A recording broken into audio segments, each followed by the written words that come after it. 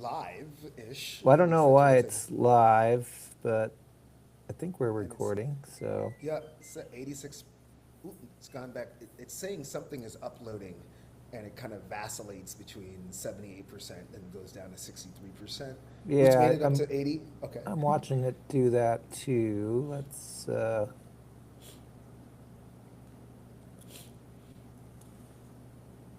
Yeah, I haven't used this in a little bit. It used to just have like a record. I don't know why it's got. I know we just upgraded to a different package kind of with this recording, and Oh, so, but okay.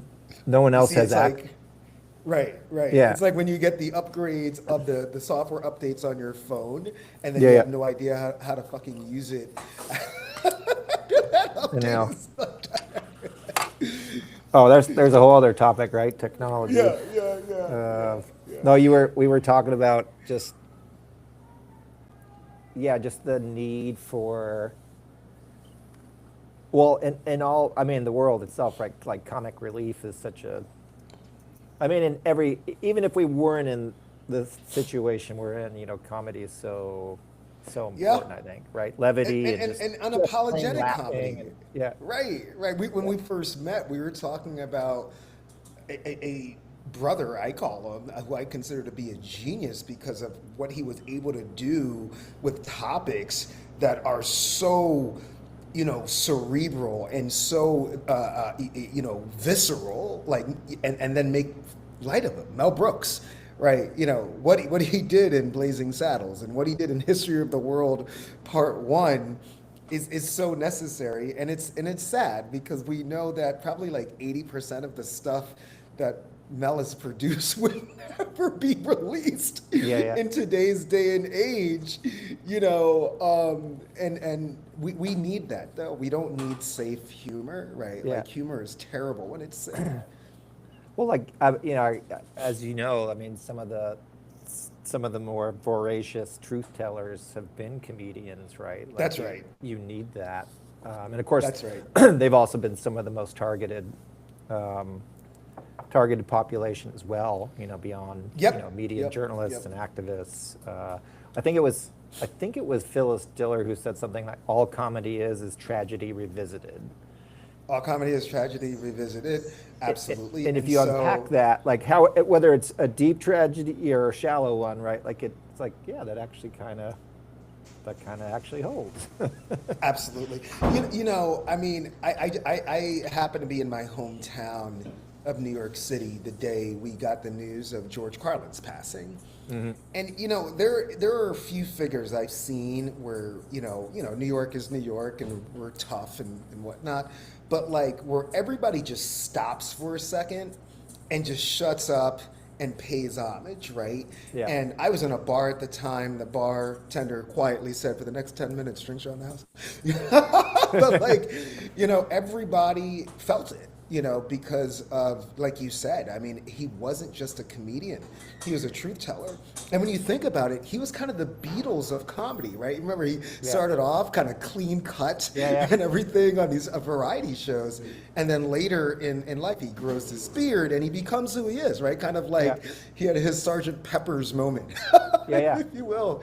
And so you're absolutely right about that. You're right. Yeah. No, I think it's an indication also of just when you have a platform, right? Yes. What do you do with it? And I think I mean, he clearly had his own deep reflections, his own need to kind of cathartically change, Yeah. you Yeah. know, for the greater good in the end. So Yeah. um, Yeah. let's get rolling here. I know you got a lot going on, and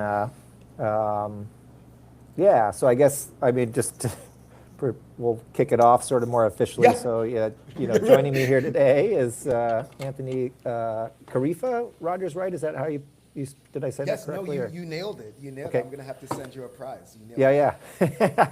Well, my name also has a bag of prize that goes with it, so I hear you. Yeah, I was just thinking like how to kind of get people familiar with who you are, and instead of me just kind of reading the normal bio stuff, I mean, maybe just throw out a couple things that Yeah. you're got your hands in right now to give people a sense of who you are and sort of what you've been One- tracking, what you've been talking about.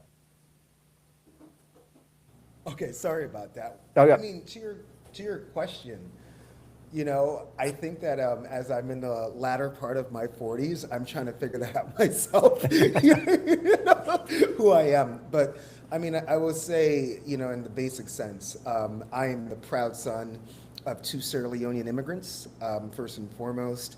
I am a proud anti-Zionist black Jew.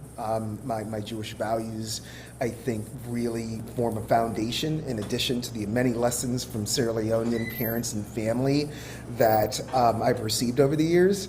I don't like to use the term activist. I prefer justice seeker. Good. That's a bit better.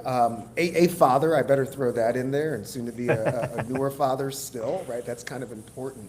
And I just think at the end of the day, a consummate and perpetual and quotidian student.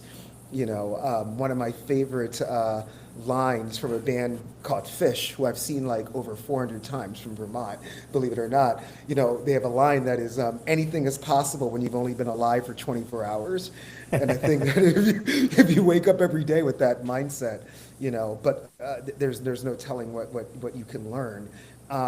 So at the end of the day, yeah, Justice Seeker, really focusing on climate, environmental justice, and racial justice. Well, justice for poor and working class people writ large. I think that any efforts to discuss and achieve climate justice, which some now are referring to as climate liberation, must absolutely include racial justice and must absolutely include class justice for poor people of all, but must include gender justice. So I am a hodgepodge of things, Kai. I'm a collage, so to speak, right? Yeah, no, it's awesome. I mean, I got connected to you through your writing, specifically through the Black Agenda report. I know you're pretty frequent poster to that site, and just really resonated with your critique, your systemic critique. Also, I've dove into your pieces about really the human struggle, and then even more specifically, of course, the struggle of Black people in the United States, and Black people across the world. You're down in Colombia right now for a climate justice event, and you and I were just chatting about how, I mean, just mind-blowingly crazy it is that in this conversation in a country, as you were saying, that's 30% African descent, just being recognized as people as part of the conversation, as needing to be part of the conversation. Right, right. And how outrageous it is, as it's supposed to be focused on the realities of stopping fossil fuel use. And the, here again, that the doors are closed, the windows are shuttered to a whole group of people, which advantageously to our time together fits in well with the topic at hand, sadly so. We're here to talk about the Declaration of Independence, what that's actually meant to Black people in the United States, the systemic racism question, all the little entry points that you and I had talked about a couple weeks ago in preparation for this, and as we've been chatting before we started here today. So we as an organization, CELDF, started this project called America 250, A Revolutionary Perspective. And we've been trying different ways to get into kind of polling out that period of time, polling out that document, not merely to sort of dust it off from a historical sense, but what has it actually meant today? What has it actually meant for the future? And one of the areas that we were obviously very much wanting to focus down on is the systemic racism, the systemic sexism that is our reality. But how do you reconcile that with something that has these words in it, has had a narrative that's gone with it, true or not? And most specifically today, talking about what has that really meant for you as a Black person in the United States, what's that meant for the Black community, the Black struggle, the Black experience. So that's kind of where we're taking people today through the Truth and Reckoning podcast here. And I know I sent you Small questions. topic, right? Yeah, Just an itty bitty topic. yeah, just tiny, just tiny. Yeah, Yeah, well, yeah. we should be done in 10 minutes and people Right, can be on their way. right. I sent you a bunch of questions. We chewed on some things. As you said, this conversation could last days. But I thought of another question to kind of kick us off here, which is, can you recall what like your first experience was with the Declaration of Independence? Like either hearing about it, maybe the first time you've read it, maybe the last time you've actually sat down to read it. Like, do you recall what was going on in your head or what you viscerally felt when you encountered that one way or the other? Wow. That is such an incredible question, and I don't know if my answer is fully accurate. I'm answering just from memory. And if I'm being honest, I think the first time, right, we have this thing in the United States called Flag Day. And it typically happens in June.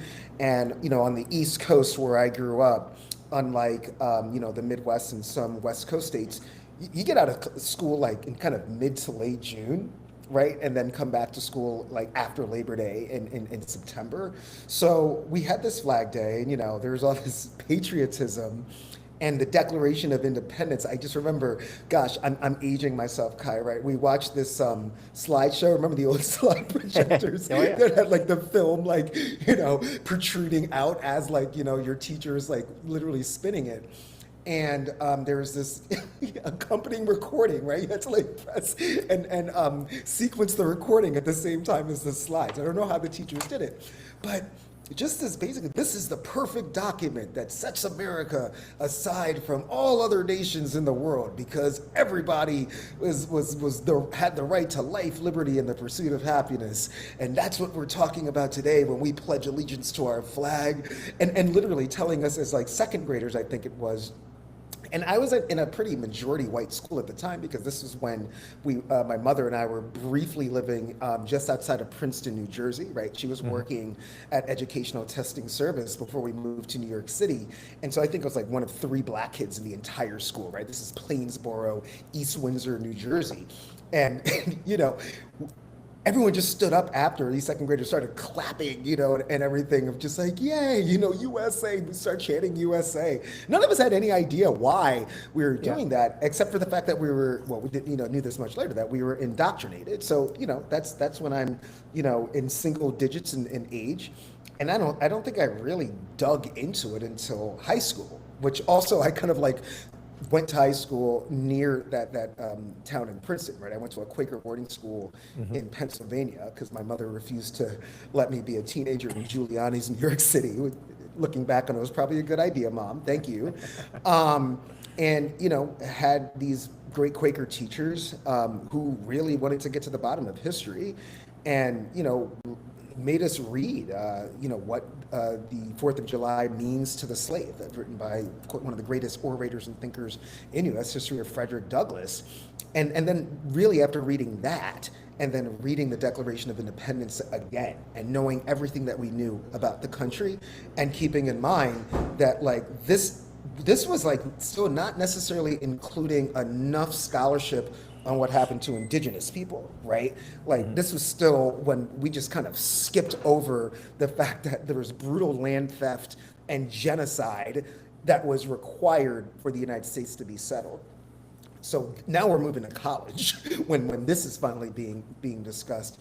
And it just makes you, look at those words entirely differently, right? And then even later in life, when I start getting into more leftist writings, socialist writings and whatnot, learning more about who the original settlers were in the first place, right? It wasn't like this group of poor people. Many of them came from sort of like what would be referred to today as the petty bourgeois, right? They were basically just looking for more land to expand their personal empires that weren't available in the old country anymore. And this required, literally genocide of an entire population of people in order to facilitate and accommodate the liberty, right, the pursuit of happiness of a group of people who weren't even originally from here. And I think that once you get to that point in your life, if you're really being honest, if you're being objective and you're reading those words, knowing the full,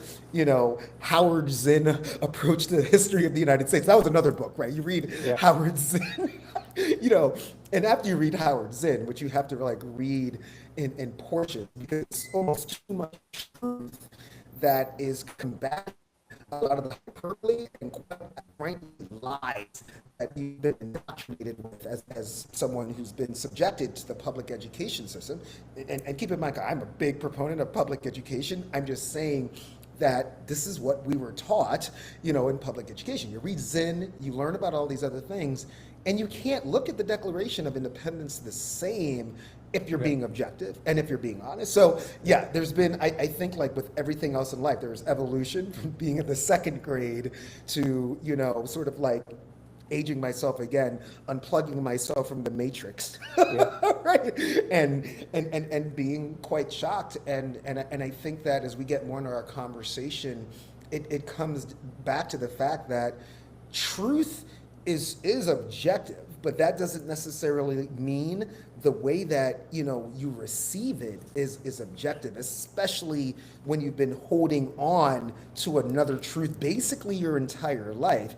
It can be painful, and maybe that's a good thing that it's painful as the process of awakening to reality, right? There's a difference between truth, which is not always synonymous with honesty, and reality, which absolutely is. Yeah, it just shows that without really deep truth, without deep reckoning of the truth, right? How are we supposed to get beyond our realities, including the reality of systemic racism and all the unlearning that we need to do in order to learn. Yes. And so, you kind of touched on it earlier, just as a way to kind of drive us into this discussion, especially around that particular document, which is from maybe from your own learnings, stuff you've investigated on your own, things that you were exposed to, let's say later in life through college, and just other people you've come across through all the amazing work that you're involved in.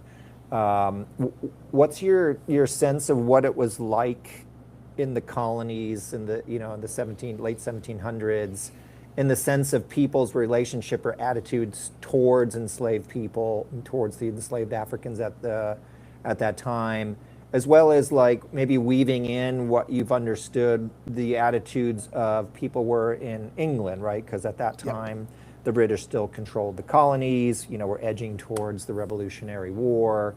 As you mentioned, there's so many layers to that history around why people were here, meaning Europeans were here, not the indigenous people that were here for thousands of years already. But the Europeans that came, largely, of course, the British, and as you mentioned, there were speculators, right? There were opportunists. There weren't just the people who were escaping religious persecution or people who were, basically debtors, right? They were enslaved to the land for the rich people, the rich British at the time. So you had a somewhat diverse population, let's say. It wasn't just monochromatic in the sense of who was here. But looking specifically at the question of, how were people, what were the attitudes from what you understand, both, let's say, from the colonizers and the colonial people, not the colonizers, as well as the British at the time, related to people who were held in bondage. And sort of, and I'm saying this paradoxically, of course, the amazing thing is that what the British were fighting to hold on to was a very small portion of what is now known as the present-day United States, right? This didn't even include, the greatest land purchase of all time, right? The Mississippi River Basin, also the Louisiana Purchase, and certainly did not include California, the Pacific Northwest, which of course, and the Southwest, which of course we know is extremely integral to the economy of the present-day U.S. So for the British to be willing to do anything and everything to hold on to these 13 colonies, right, which still had so much immense amount of natural resources and land, and that was all commodified, says a lot that they were willing to do everything to hold on to what we know today to be pretty little, right? In the context of the landmass of the United States of America, so much so that they were willing to even grant freedom to enslaved African people who served the crown. And we'll get more into that in a moment. But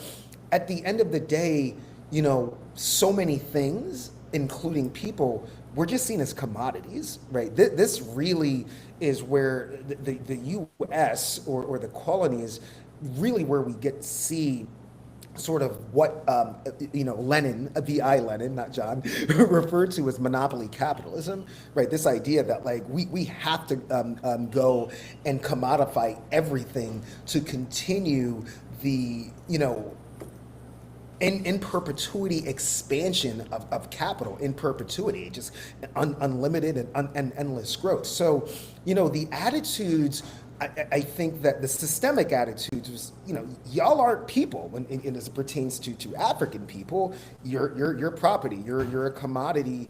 You are necessary, whether you are a slave or you are a soldier in service to the crown. You are essentially what is necessary for us, being, in this case, the British and those who are loyal to the crown, the loyalists, as they were, the Tories, as sometimes they were known, to keep this empire intact. And we are willing to sacrifice you as slaves. We're willing to sacrifice you as soldiers to keep it intact. But at the end of the day, what was not present, what was not in existence, was seeing these folk as humans.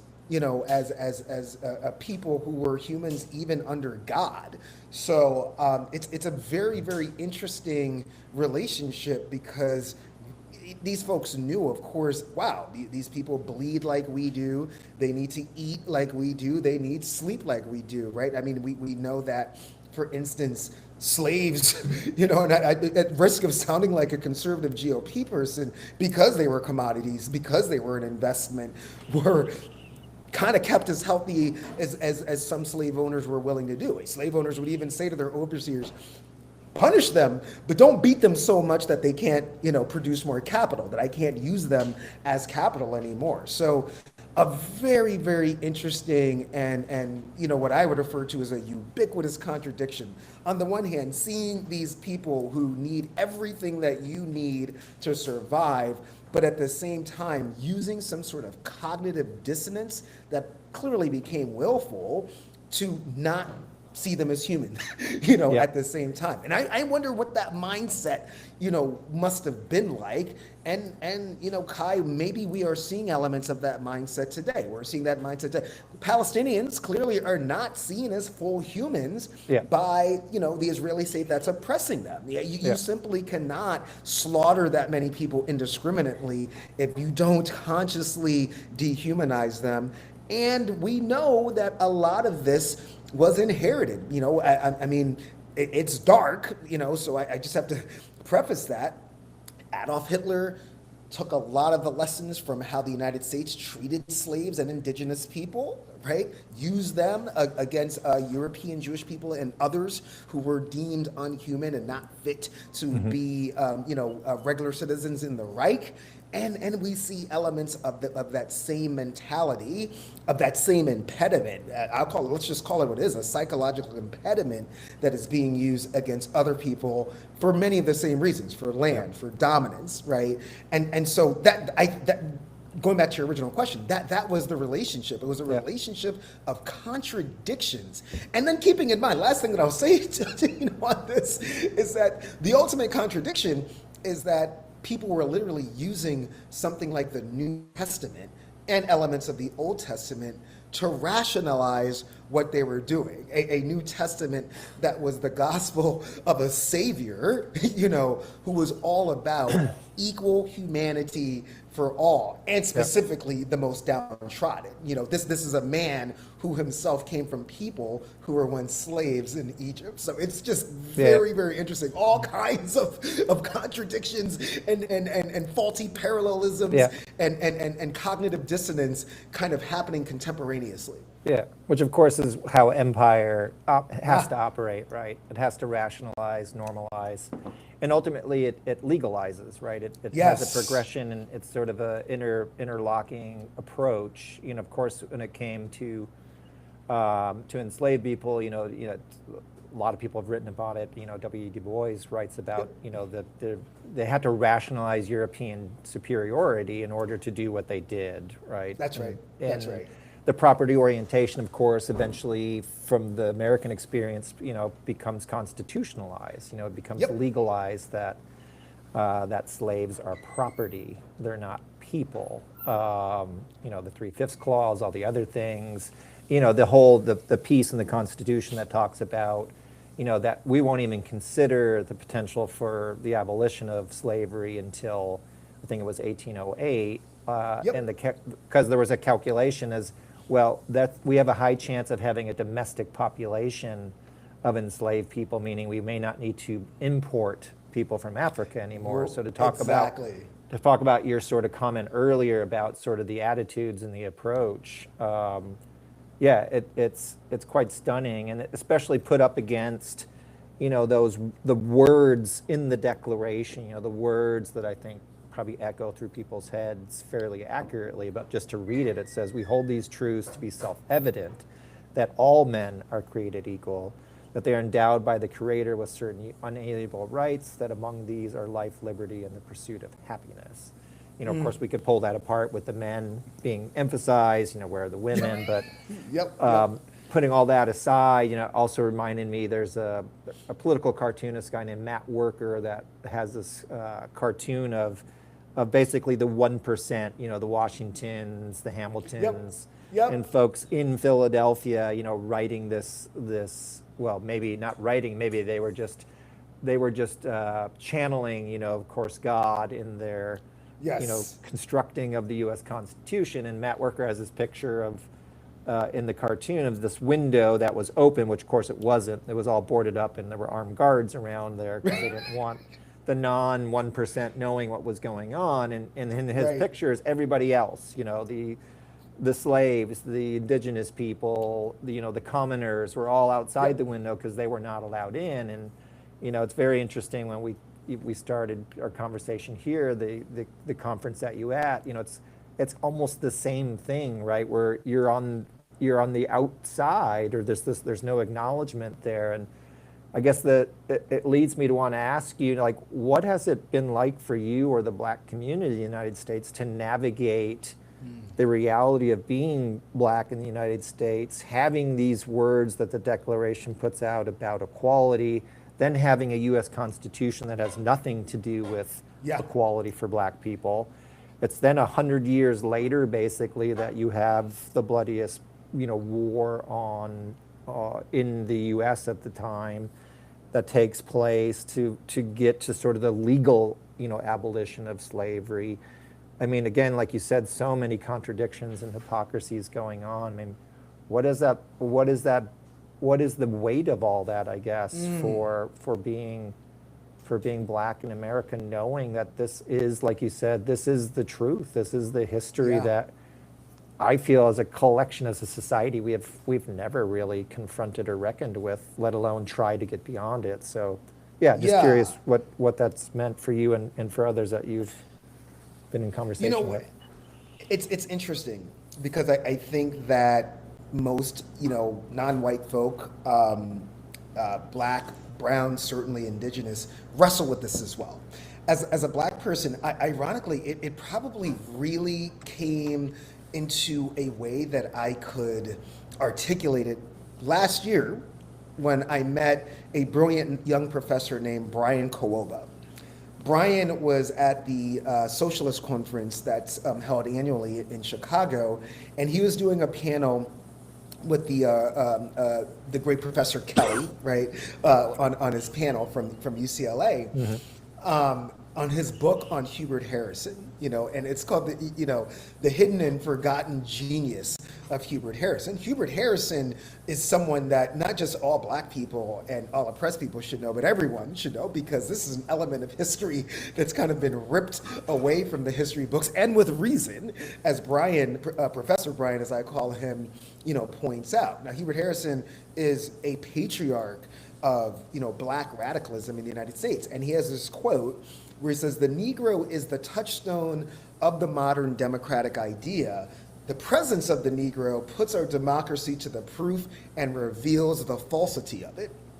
And of course, a touchstone is it's a hard dark stone that's used to place against other metals to determine the purity of that metal. So with Harrison basically saying the Negro is the touchstone, that's being rubbed against this democracy and proving that it's false. It's like, there's the way to articulate it. There's the way to articulate that, even as you noted, after a bloody civil war, where the president of the United States at the time, Abraham Lincoln, he wasn't really an abolitionist, right? Was mainly about preserving the Union, much like the British, who we just spoke about, were willing to use Africans and black people to preserve the empire. Mm-hmm. Lincoln said it, if I can save the Union by keeping slavery intact, I totally will. So even after that, even after a civil rights epoch in the 1960s, which, if we're being honest, delivered some compromise bills in these Civil Rights Act of 64, Voting Rights Act of 65, neither of which that are necessarily intact, as much as they were when they first came out. And it could be argued, how intact have they ever been, right? There's de facto, there's de jure racism that both have to be navigated. And with everything, as I like to say, the United States is not a nation of laws, it's a nation of loopholes. If you figure out how to perambulate that law legally, you can do it, right? We've got people who are paid a lot of money to help people cheat paying taxes legally or get out of paying taxes legally. Nothing can be said for. So what I would say is that it's both a miracle and a testament to the resilience of black people of navigating this, while also being inundated, less so now, right? I mean, I think more and more parents, which is a good thing, are starting to take a much bigger look and real direct look at their child's education, sometimes for the wrong reasons, because some parents absolutely hate the fact that we have a society now where we know that there's LGBTQIA teachers, students, administrators and whatnot. Some parents are against that. And we also have black parents that want to make sure that their kids aren't coming home with the history of the United States being slavery, Civil War, Martin Luther King, Barack Obama, freedom. So navigating all of that while still being inundated with this lie of U.S. exceptionalism, with this lie of full U.S. democracy, is tough, because it does weigh on you emotionally, it does weigh on you mentally. The weight of both of those elements does weigh on you physically. I certainly do believe that there, in addition to what black people are exposed to in the physical environment, poor air quality, poor water quality, the stress of having to navigate a lie for 500 years and counting does have physical impacts that can lead to hypertension and stroke. You're talking to someone whose mother died of a stroke at 57 years old, despite being a tenured professor with access to pretty damn good health care. Her heart surgery was performed by the same cardiologist that performed Bill Clinton's heart surgery, Dr. Wayne Eisen. We'll remember that guy. But even having that access, I mean, just all of that, of navigating every day, of like, I've got 2 PhDs, I'm a tenured professor, and I still have to deal with racism. When I pick my son up, at one of his friends' house who live on Riverside Drive, the doorman asking if she's the cleaning lady, and just having to navigate all of that while also Have you read Joy DeGruy's book, Post-Traumatic Slave Syndrome? Oh my goodness, absolutely, absolutely. I mean, it's a must read. Yeah, I mean, it was stunning for me as a white person. It was really inside view of of what it's like today, in the sense of Yeah. that slavery's still here, is kind of Yes. my is what I took away from that Yes. book, Yes. which, that question of equality and justice, still remains elusive, in many realms, but clearly it's still the case, for It's the still the black case. community in the United States, and it's, Absolutely. we were kind of moving historically, you've got the Civil War amendments, as they're called, coming in, 13th, 14th, 15th Amendment. You had what was, in a lot of ways, people called the Second American Revolution. That this idea that, okay, we're moving towards, in our view, in our work that we do here at CELDEF, it was this kind of push away from a property-oriented kind of view of government to one that was supposed to be a little more based on rights, right? That you had this tension there, and so you had this moment. And of course, on the federal level, you had a lot of resources going into the Reconstruction period. As far as I know, it's the most. It was the time of which the offices were held the most by black people compared to Yep. even today. Yep. Absolutely. You had a very concerted effort to pass. There were civil rights acts of the 1800s, right? People would think of the Civil Rights Act of the 1960s. Well, there were civil rights acts, basically of the 1800s, to basically animate, is my interpretation, animate the words of those constitutional amendments and make them so, or at least try to create the right conditions. Of course, that all collapsed in very short order. The federal government pulls out in very brief historical, encapsulation. They basically moved to the north to put down labor insurrections of workers, and then move their ways, of course, westward to continue the genocide of indigenous people. So their focus went away. In come the Jim Crow laws, in come, the rise of the Ku Klux Klan, all catalysts for the white supremacy that's still unfortunately alive and in a lot of cases doing quite well. So you've got this promise of equality. You've got the Declaration saying it. Of course, it didn't come to be. Then you've got the Civil War amendments that come to sort of, as let's say, a reset in a way to sort of achieve that. And then it's another 100 years before you get to what you mentioned was, some advancements. Maybe some of it was really more compromise about truly deep sort of justice and equality coming into play. So we're not there, right? We haven't made it. We haven't really truly reckoned with racism and really the reality of white supremacy. So here we are. I guess, what does that reality look like? What have you seen? Of course, we've had moments in recent history with,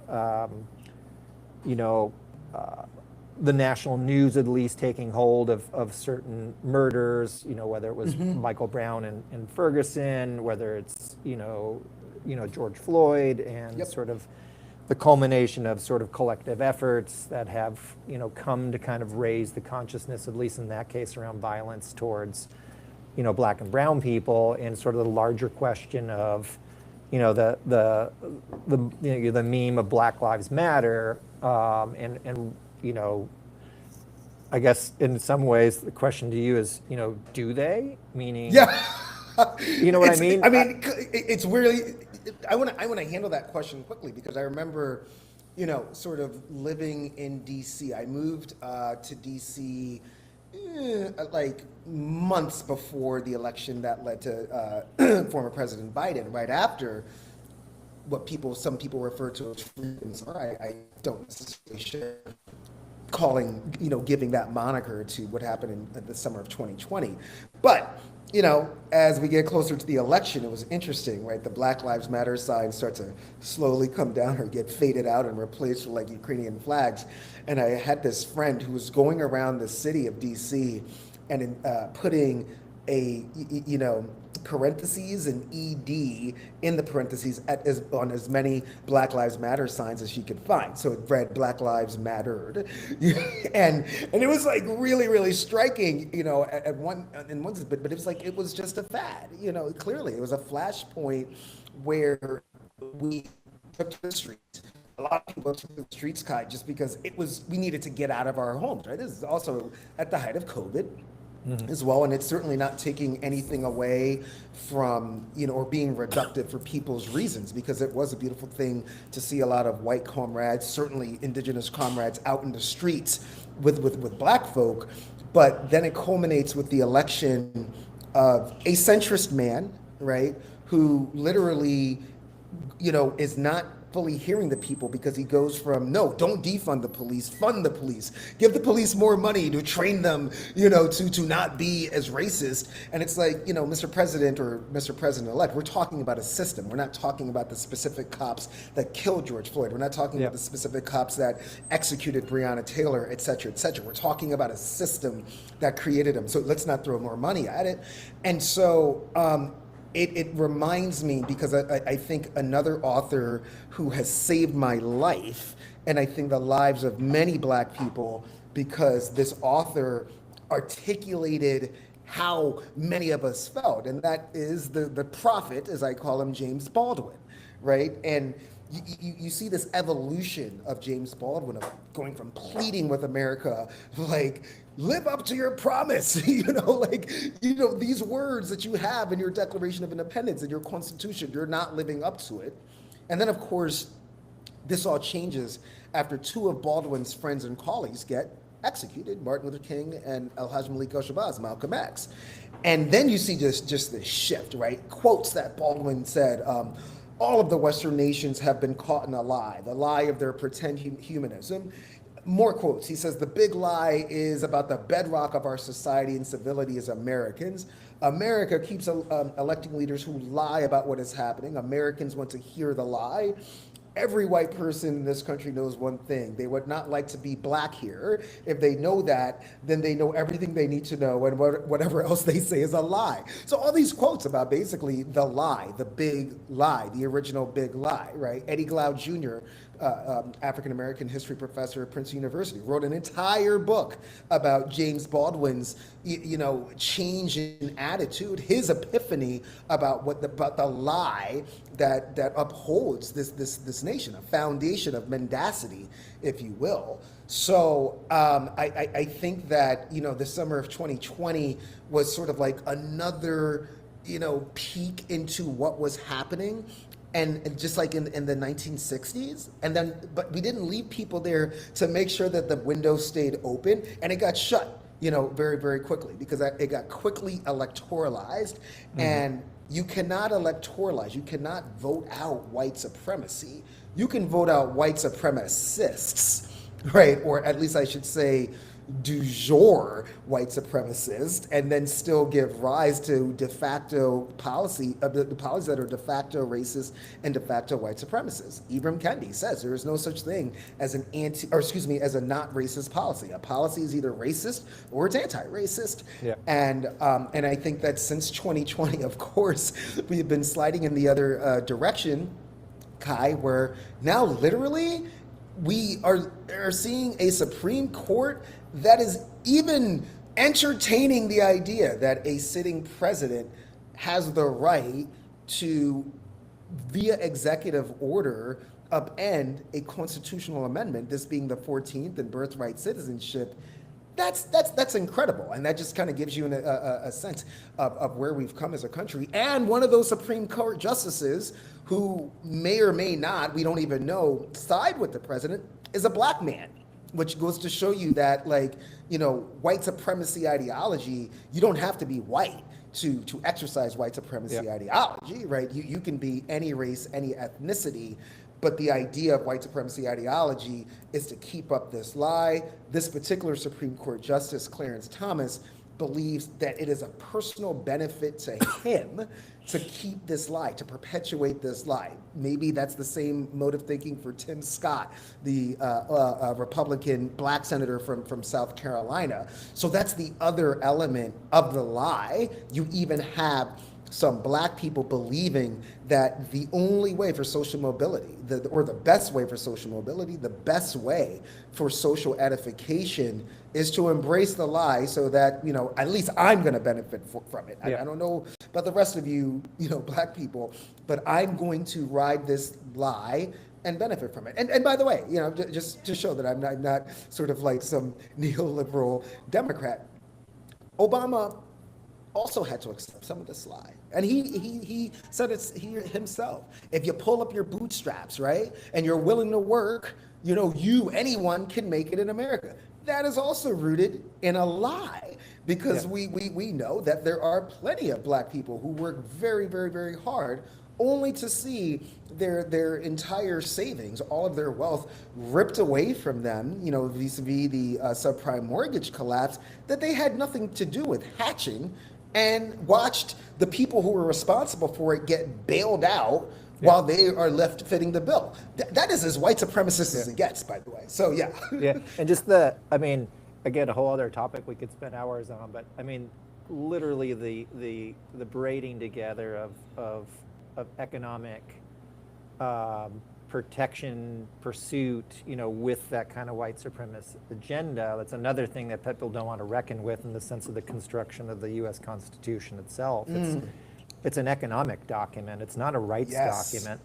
It's all about protecting property, and at that point, of course, enslaved people were considered property. The commercial pursuits was really the large driving agent to build that particular document, and it's still intact, right? We'll give corporations 14th Amendment right protections, but we'll have a hard time struggling to make sure that living, breathing humans actually get 14th Amendment right protection. And you could say the same thing about the Second Amendment, right? Or the Second Amendment. Yeah, right? all of these extensions towards protecting commerce, protecting property, protecting sort of, the wage earning, aspect of economy, the capitalistic pursuit, those clearly are, are liable for, I think, the racist reality that we have. You had people like, William Lloyd Garrison, I think Frederick Douglass was actually at that talk in Natick, Massachusetts there on the 4th of July. Can't remember what year it was, but he burns the Constitution in public, basically saying, this thing should have never even happened if it was going to happen in the enslavement of black people. And that's right. You had these other moments, where people really went deep in challenging, the thing that's really propelling us and keeping us where we're at. And then, even little things that I don't think a lot of people understand, even around the Civil Rights Act of the 1960s, it got its legal power because they attached it to something called the Commerce Clause in the U.S. Constitution, because the rationale, legally speaking, was you can't deny black people access to the theaters, you can't deny black people access to a motel room, you can't deny black people's access to the railroads, because you're interfering with commerce, you're interfering with an exchange of money, and that is sacrosanct. Regardless of the color of your skin, right, is kind of how one should read that. It's all about the money. It's all about the money. And we'll extend now what seem like rights protections to a class of people, to a group of people, but we're not doing it because we're really seeing the people. Your case in point around being at the conference you're at, we're not really seeing people, but we will see money. And so, right. If you think about it, right, just quickly to your point, when Dr. King and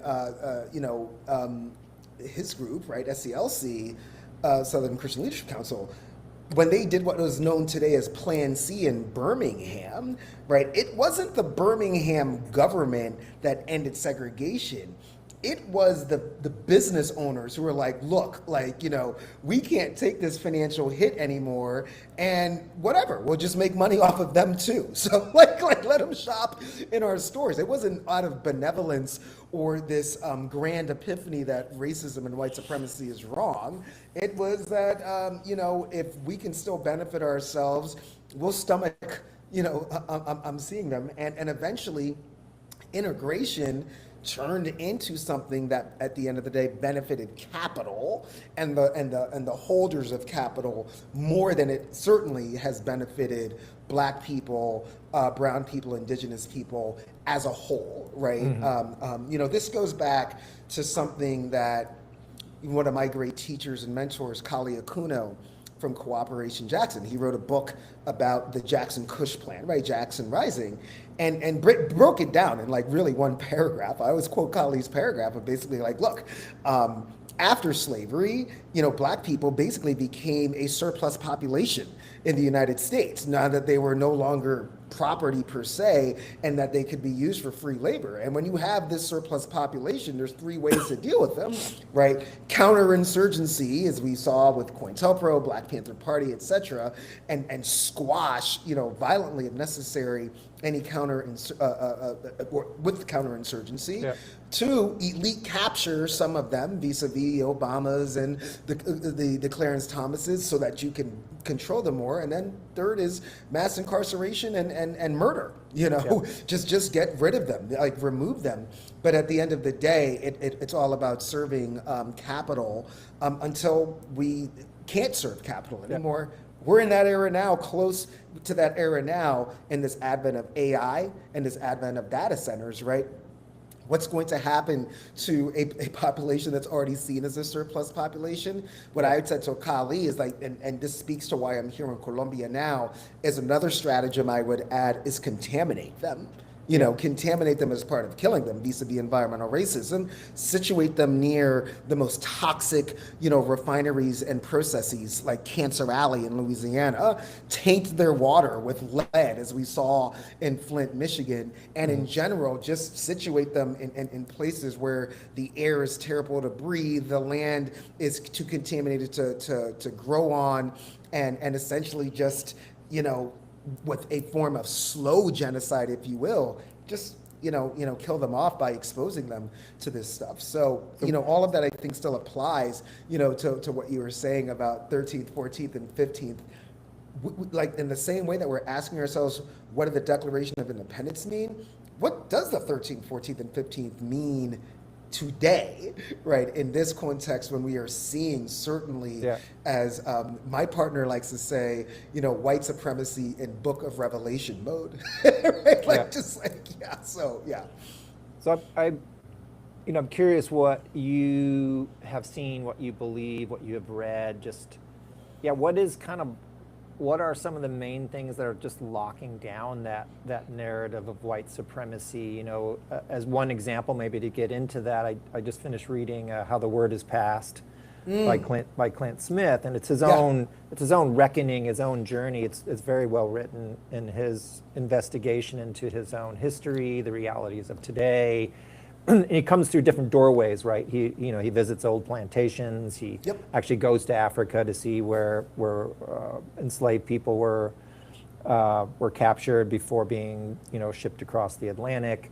But one of his stories is about going to a Confederate cemetery on I can't remember what day it was, and talking with the people there who are, related to that period of history, and they're not just keeping memories alive, they're keeping a false narrative alive about what the Revolutionary War was all about.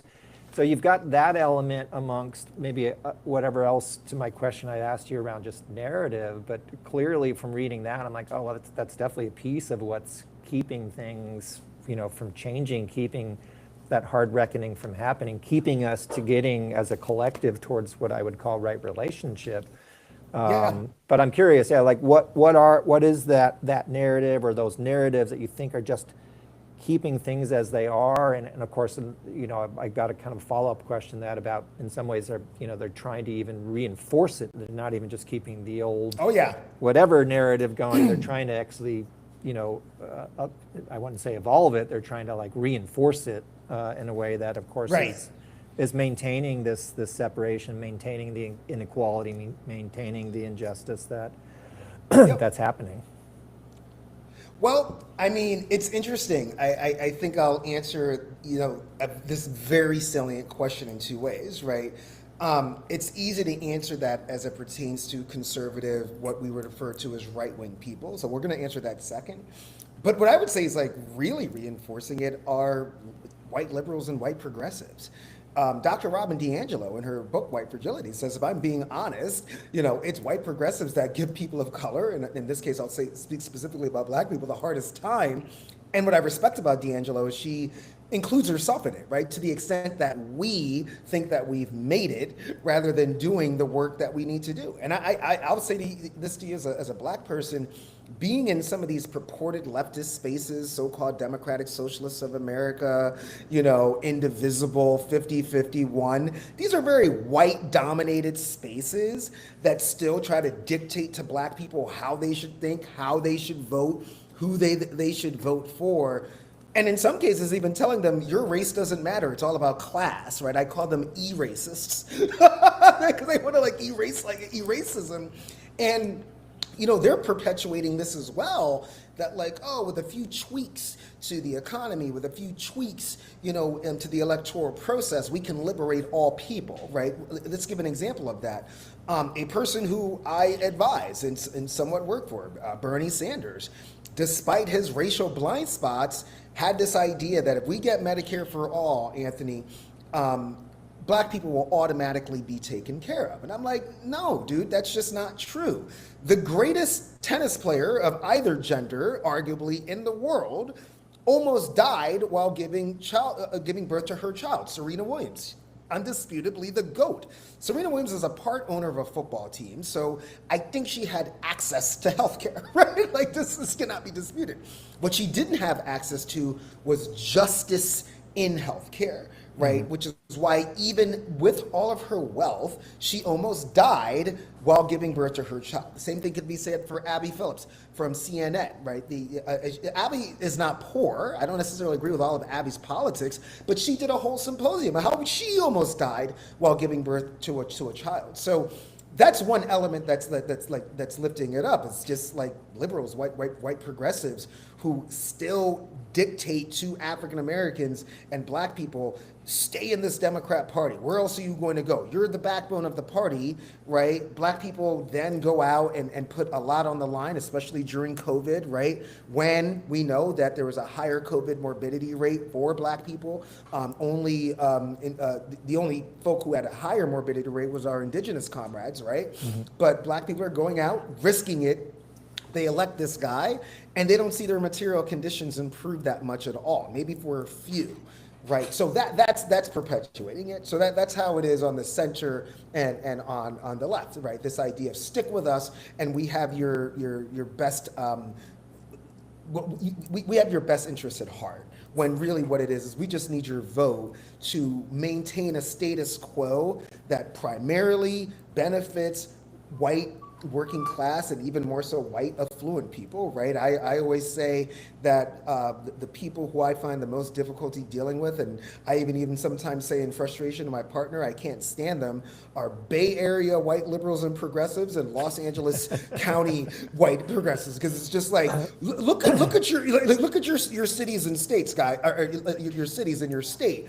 You're the biggest contradiction in the world. You're the fourth biggest economy in the world, and you are tied with Louisiana for the highest poverty rate in the United States of America. Louisiana, we know about Louisiana. This was a slave state. California was not. So, right there, you see that contradiction. I don't know about right, you. I know you're in Nebraska now, but I mean, our experience as an organization. Well, what I'm getting at is our experience in an organization is, I think, the most progressive possibilities have come out of what people would label very conservative communities.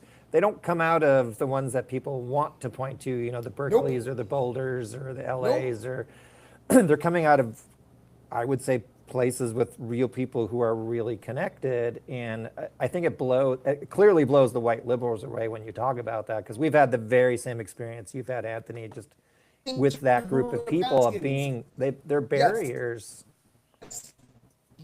I mean, when I co-founded an organization in Nebraska called Regenerate Nebraska, and the idea still is to help mainly small family farmers transition or transform, I should say, from industrial forms of agriculture, the pesticides, the soil tilling, et cetera, to more regenerative practices as a process of eventually getting them to fully organic, right? Which mm-hmm. takes time.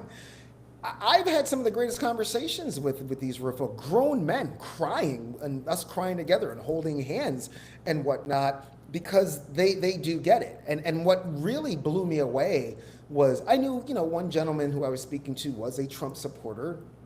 Didn't matter to me that much because we were still fighting for the same thing. Mm-hmm. And he takes me to his office and he shows me all of these pictures from 1988 when Jesse Jackson was in his home and on his farm, and he supported Jesse Jackson. And he asked me, Anthony, tell me that. How do I go from supporting Jesse Jackson in 1988 to 2016? And I had answers for it because you've been forgotten by both parties, but especially these coastal elite liberals and progressives who just look down on you, right? Who don't think that you're intelligent at all, and who don't think that you have a contribution other than to provide them with services. Gee, you know how I know that? Because I don't have sympathy. I have empathy, because that's also how a lot of these liberals, progressives, and the country as a whole have and continue to feel about black people and brown So people. do you think as well. that story there, do you think that's kind of the counter narrative, the counter approach to really undoing potentially, or, I mean, obviously eventually, the complete extinction of racism would be the ideal, but let's say what's going to move us there? Is it these kinds of experiences, these kind of Yes. connections, these kind of community building, finding the things that, hey, this matters to all of us, and then let's use those opportunities just to get to know each other. I mean, is that kind of what's driving you? I mean, I am honored to serve on the board of directors with Friends of the Earth United States, one of the larger environmental organizations. We have this president, Eric Pica. He's from Michigan. You know, Eric and I have known each other for, oh my gosh, going on like 12 years now. In addition to being a friend, he's been a mentor, he's been a confidant and whatnot. And he, on their staff, there's this brilliant woman named Ariel Mojer. And, you know, Ariel let us know about this plan to start talking to people from the Make America Healthy Again, movement, let's go ahead and call it. And of course, first I had some skepticisms naturally, but it turned out to be such an exciting program. They're having incredible conversations. And Ariel, who I have some of my favorite debates with, and Ariel is one of those people who knows how to call me out on my BS in a way that is loving. Right? And I dig her for that and so many more things. It's like, wait a second, like you went and had these conversations with these rural, farmers in Nebraska, and you come back and report to us some of the greatest conversations you've had. I was like, I remember you saying you've had better conversations with them than you have had with white environmentalists in our guild. And she was absolutely right. Don't get into arguments with people, by the way, that have photographic memories, because you will always lose that argument. But nonetheless, now you have a swath of environmental organizations reaching out to Eric and Ariel, asking, how did you do that? What did you do? How are you speaking to MEGA?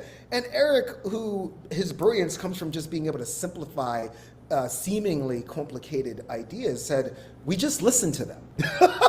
Right? Like, we just simply went into their communities and listened to them. We didn't go in with like an agenda, right? And it's the same approach that I took when a former colleague of mine were going into Western Nebraska and, the areas of Nebraska that were totally red, but it's like, we're not going to go in there and bludgeon them with like, you have to believe in climate change. You have to be on the same side of us when it comes to reproductive justice, et cetera, right? Not get into this ideological battle. Here's the deal, right? You're being screwed over by big ag, right? We're being screwed over by big ag. You're working yourself to death, and your kids do not even want to be farmers, which means you may have to sell your farm. And as I've learned, the first rule of family farm is keep the farm in the family. Yeah. What can we do together? By the way, Kai, like, it turns out that doing regenerative agriculture is good for the climate. So it's like, having raised a 5-year-old who's now 11 and about to raise another young one, I can tell you this: the best way to get your children to do something is not to tell them directly what you want them to do, because they're going to resist that. But most importantly, Kai, we went in, and I can send you pictures of just having dinner with human beings, and just listening and creating like those relationships. That's what Ariel and Eric and Friends of the Earth are doing with Maha, building off of the great Adrienne Maree Brown, right? One of the inventors of emergent strategy. And Adrienne said, like from the outset, critical connections must come before critical mass. So to answer your overarching question, yes, enough of red, blue, enough of progressive, enough of urban, rural, right? Jesse Jackson did it in '88 when he's going into these impoverished rural communities, whether it was Nebraska or Appalachia.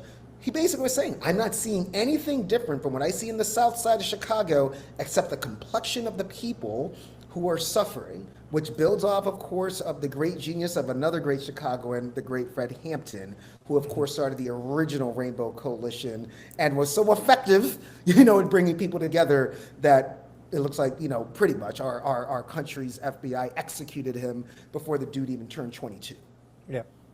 So now you've got that, let's say that example, that experience, that those sort of points of vibrancy that are happening, right? Because it's not just, I know it's not just happening in Nebraska, it's happening in other places. Yeah.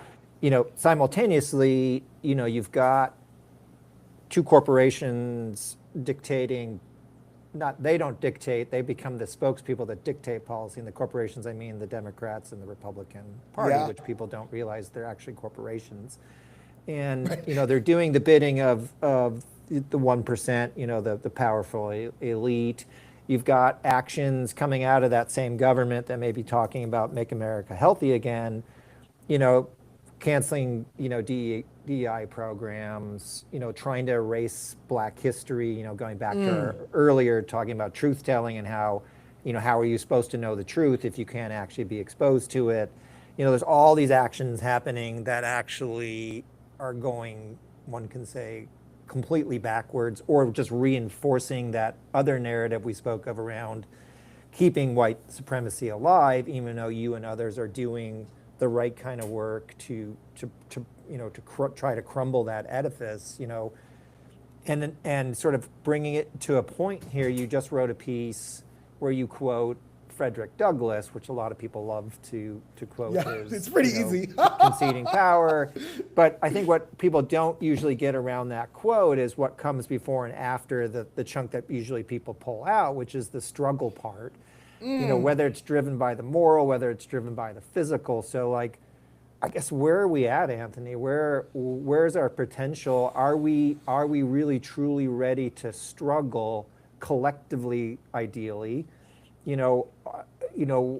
And you mentioned earlier, just the other means really there's the physical incarceration largely pointed at people of color clearly, but also this psychological one that continues through corporate media, but also now this explosion of the use of artificial intelligence and how that is already clearly dulling critical thinking skills. It's locking us in. It's about ultra entertainment. It's about hyperconsumption. It's all these things that really just not only freeze us in place, but begin to truly, I think, in a way, sever those synapses. Because I've always been of the mind, doing the community organizing work that I do, that we still have it. We still have it in us to actually succeed in the struggle. But now there's new pressures coming in that I'm beginning to think, holy cow, they're really almost re-engineering people to the point we are almost certain, if we continue on this course, to sign our own death certificates, because in the end we will die off by our own actions. All of humanity, regardless of the color of your skin. Right. It's not about. We're talking to each other on Earth Day, right? So here we are as warriors to change that, to incite the right kind of struggle. And so looking at the Black experience and how that connects to everything else, I guess in simple terms, what is it going to take? Is it going to take more of what you just explained earlier? Are there other elements that have to come into play? I mean, again, this is a big question, but I'm going to try it. my best to answer. I want to start with hope and some positive aspects, right? Ariel, who I just spoke about, Eric, they always try to say to me, I'm a polemicist by nature. I think that's because I was raised by an African British woman in part.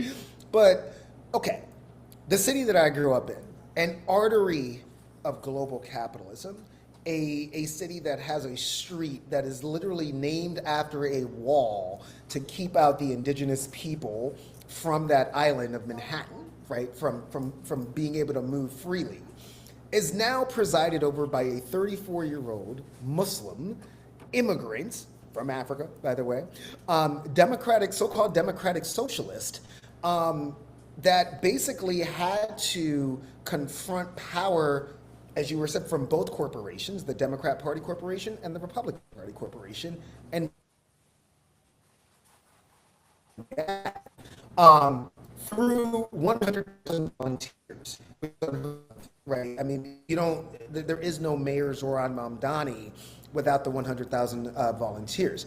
He probably made a bit of money. New York City does have this thing with matching funds, which I think is a great model. And of course, ranked choice voting certainly helped him. So that type of thing can happen, right? And we saw it happen in a place where I think people are making it seem like it's more likely than it isn't. Like New York City isn't like this, lolly progressive land. It's a gangster place, and like you have to do some navigating with a gangster city council and a gangster capitalist establishment to boot. It's not like just like anyone who has progressive ideas can just easily get elected in New York City. So let's dispel that myopic myth too. So that happened. What does that, necessarily mean, though, in terms of like, where do we go from here? Let's talk about where the guild that I work in, the nonprofit, mostly environmental civil society organization guild. It's one of the most racist, classist guilds in the world. I would probably experience less racism, less placism, and less classism if I went and worked for the fossil fuel industry. That's an honest truth, Kai. Like the fossil fuel industry would be going out of their way to make sure that I could not file a discrimination lawsuit against them and handle any issues of discrimination that I experienced with fervor. So it's interesting. To your question, some of the institutions that are purportedly fighting the system probably have to go and be totally restructured. I've said like we can't fight the system and the system that's supposed to be fighting the system. This sort of like nonprofit guild, that like the vast majority of it, we have to get rid of it, right? And we have organizations in the environmental sector where executive directors are getting paid over $1 million a year. Why do they still have nonprofit status? Because they're actually working. They're complicit with what we're seeing. So in some institutions, we are going to have to accept that they are rotten to the core because they've been elite captured, and we're going to have to get rid of them. So there's that. Now, this is the hard part. 250 years. That's a good run for any empire. That's a really good run. We've seen what it has taken for other empires to either fall outright or be transformed outright. Mesopotamia, Ottoman, British, it's Austro-Hungarian, et cetera, et cetera. People will have to, I think, embrace the fact that there are elements of violence that are probably inevitable. And that doesn't mean go out and seek violence. That doesn't mean go out and start killing people. I'm not advocating for that as much as I'm going back to the ethos of what Douglas was saying, where like it may have to be physical.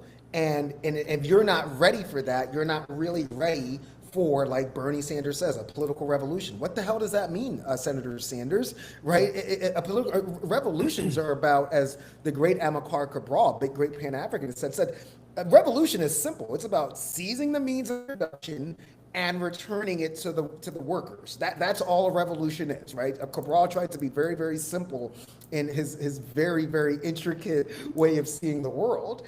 And so that's not going to come, as to Douglas's point, with the ruling class saying, you know what, we were wrong. We're going to give it to you. And you can see that because you named data centers, you named AI.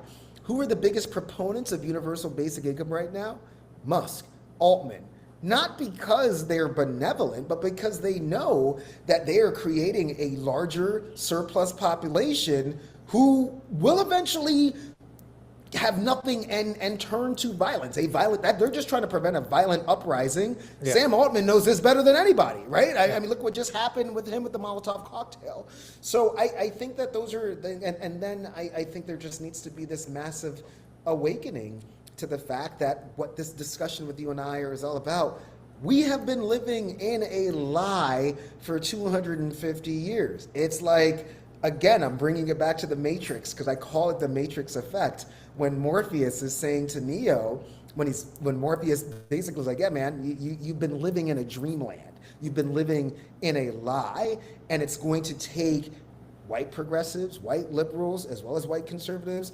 And I think that we're seeing this awakening happening with conservatives more, ironically.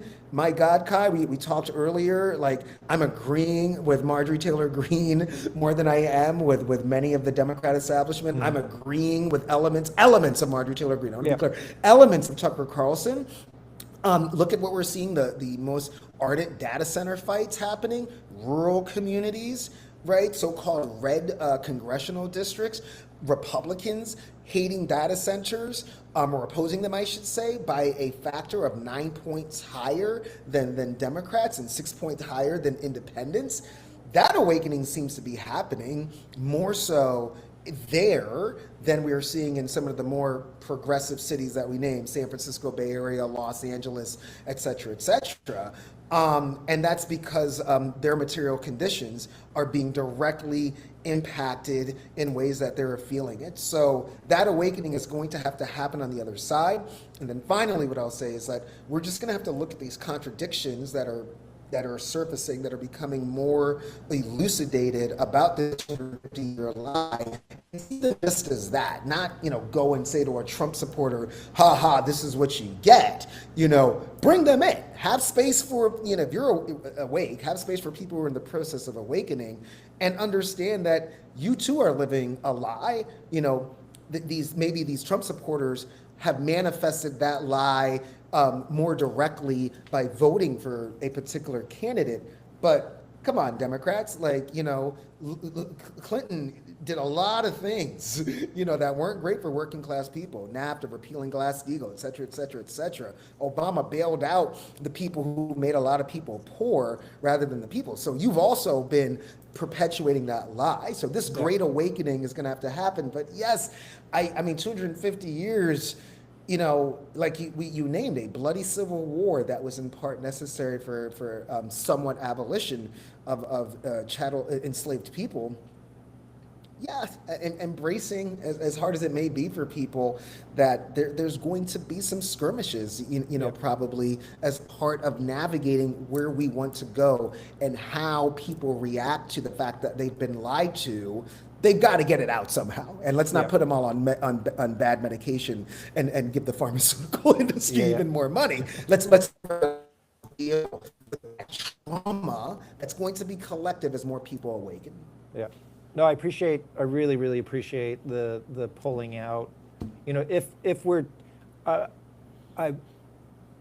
in a revolutionary moment, what is it going to take, right? I think there's a couple key things that I really resonated with. One, you talked about there's going to be real conflict, and some of that conflict is most likely going to be physical.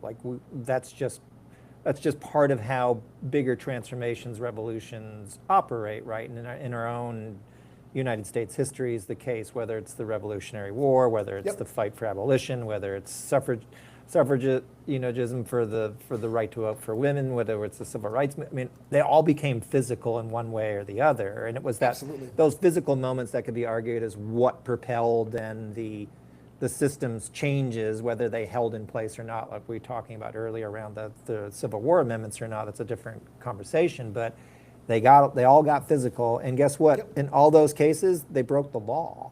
They were lawbreakers. Yes. These were lawbreakers. And so, we're always trying to get people to understand you have to get to that point, because so long as you move in lockstep to what you're being told and you have obedience towards it, you continue to legitimize all these institutions, you legitimize the racism, you legitimize the white supremacy, you legitimize, the power imbalance, the wealth discrepancy that's, just grown bigger and bigger between the haves and the have-nots. Disobedience is actually, again, going back to the Declaration, it was about writing permission to be disobedient. And so I guess if you're going to pull from that 250 years ago, that document, that is a key element, I think, that people have to come to grips with. The other two things I think that are critical is really becoming, you got to understand where connections and collaborations and communities should be built from, and then what things have to be let go of and do not invest there, right? And those were also moments where there were splits, right, in history between the suffragists or the abolitionists or even the civil rights movement, and it was the splits that became, let's say, more physical and more radicalized that helped push things through. They had to let that other stuff go away. In some cases, they had to make efforts to kill it off entirely because it became a barrier to, much in the same way I think you talked about white liberals being a real barrier to maybe getting it to a better place where it's come to racism. Well, I mean, and just to be clear, I want to add that you could say the same thing of the black petty bourgeois, right? Like Edward Frazier, really also blew my mind. He's a graduate of my alma mater, Clark University in Worcester, Massachusetts. The black bourgeoisie. Let's talk about where we've seen that as well, like the NFL. Okay, where Colin Kaepernick was left on an island with people who have full ability to take part in a general strike. These are millionaires, and you know how racist the NFL is if you're a black football player and you're not willing to confront that power when you see what they're doing. And that also is a lack of discipline, right? And I think that to your point of like going back to Frederick Douglass, you want all of this. You don't want to do the plowing. You don't want it to rain, but you still want crops to grow. And you want all this freedom and all this justice, but you're not willing to stand with Kaepernick over a game where you've got millions of dollars, in the bank. And even if there are some of your black people who don't have as much as others, y'all could pool your money. You know how I know that? Because people who are not millionaires were able to do that in a little town in Alabama or county in Alabama called Montgomery, and then there was, I think, more discipline, quite frankly, than we're seeing now, even from some of the more radical black movements of like, am I really willing to give up this imperial mode of living that I even enjoy as a black person in the global north? Because look at what we've seen. No shade, again, Minneapolis, spirited organizing, but a one weekend general strike, that's not a general strike. It wasn't the Montgomery bus boycott for 2 days. It was the Montgomery bus boycott until we win, and understanding that there had to be sacrifice. So we can't even see that for multi-millionaire basketball players, multi-millionaire athletes, or black writ large in the pursuit of black liberation.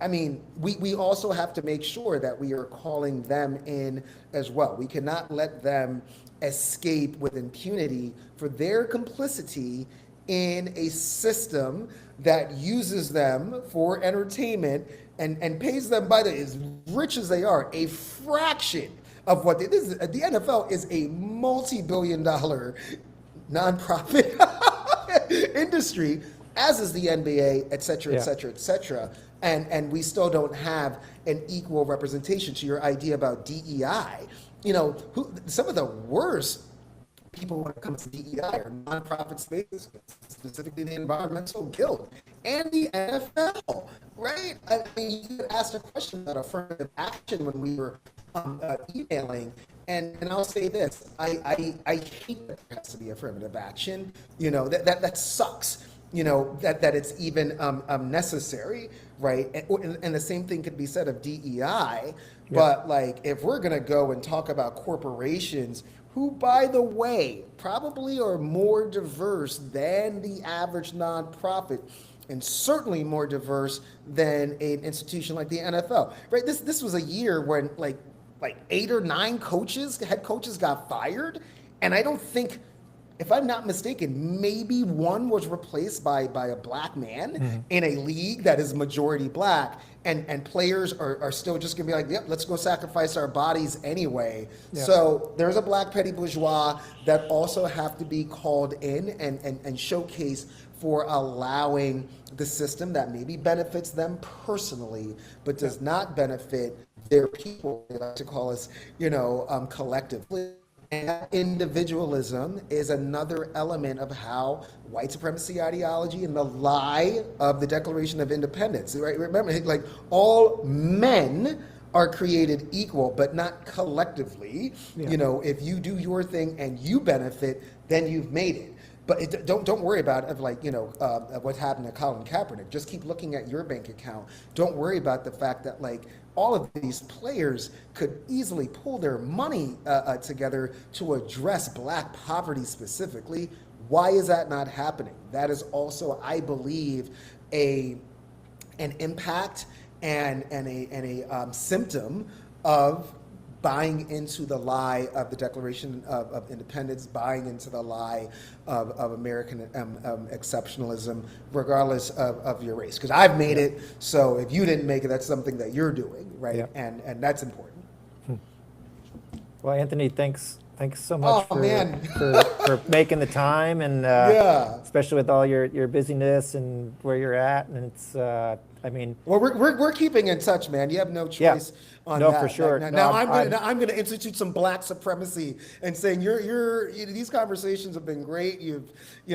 I have to stay in touch with you, and we're gonna have to meet each other in 3D as well, because I insist on that. Yeah. Just thinking the same thing. I'm so looking forward to actually, being physically around you and just having more chances just to, I guess, in very crude terms, shoot the shit.